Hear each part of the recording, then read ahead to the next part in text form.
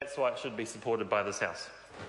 I call Chris Hipkins. Thank you very much, Mr Speaker. Mr Speaker, I wasn't entirely sure what I was going to say speaking about this bill until I heard Jamie Lee Ross speaking, and he's just given me so much material to work from. So I thank him for that. I want to reassure Jamie Lee Ross that the Labour Party doesn't support smoking in prisons, but what we do support are ministers acting lawfully, which is something that Judith Collins, the Minister of Justice, doesn't seem to be able to do.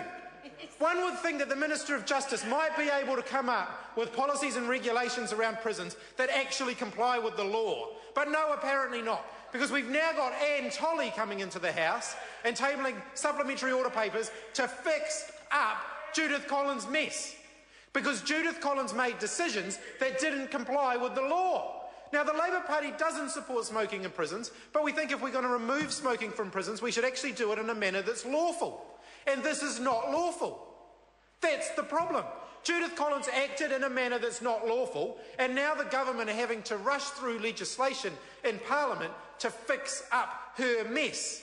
That's what the Labour Party has a problem with. We think the minister should actually get it right in the first place. So, did this go through Select Committee scrutiny, the smoke-free ban in prisons? No, it didn't.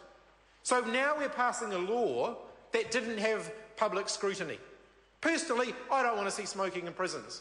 I don't want to see smoking in prisons, but I want to see the laws that we make in this House subject to appropriate public scrutiny. That's what the standing orders allow for. That's what the public expect. That's not what they're getting under this national government.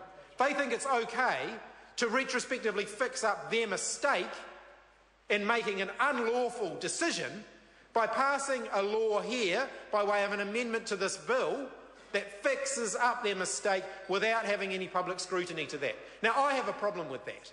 And if Jamie Lee Ross doesn't have a problem with that, I say to him, why doesn't he have a problem with that? Why does he have so little respect for the democratic process that he thinks it's okay for the government to do this? Nothing. Nothing at all. Nothing at all from Jamie Lee Ross. He has no defence for the national government pushing through this amendment to fix up Judith Collins' unlawful decision. No problem with that.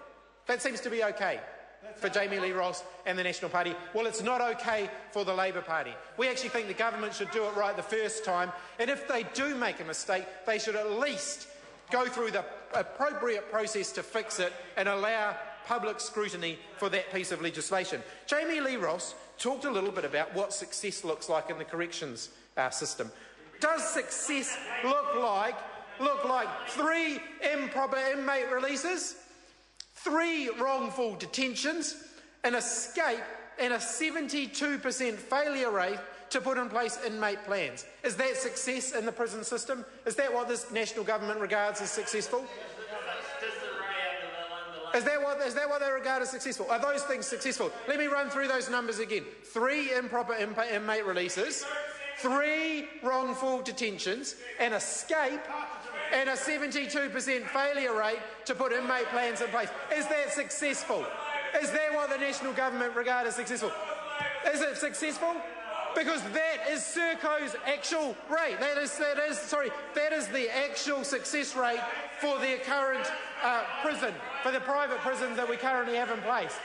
It's an absolute failure, but the government seem to think that that's okay. Let's talk more about the Wiri private prison. The Wiri private prison. Let's talk a little bit more about that. That is simply a money-making opportunity.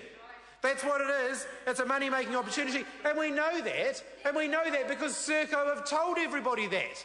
Serco have told everybody that they actually intend to make, I think I've got the number figure here for how much they're intending to make. It's quite a significant amount of money that Serco are intending to make out of this private, $30 million. $30 million that Serco think they can make out of running a private prison. That's $30 million that could go into prisoner rehabilitation or any number of other things that the government might be able to actually do with that money. Serco are going to take it as a profit and ship it offshore. We actually think that government money going into corrections should be going into prisoner rehabilitation. To interrupt the honourable member. The time has come for me to leave the chair for the dinner break. This debate is interrupted. I shall resume the chair at 7:30.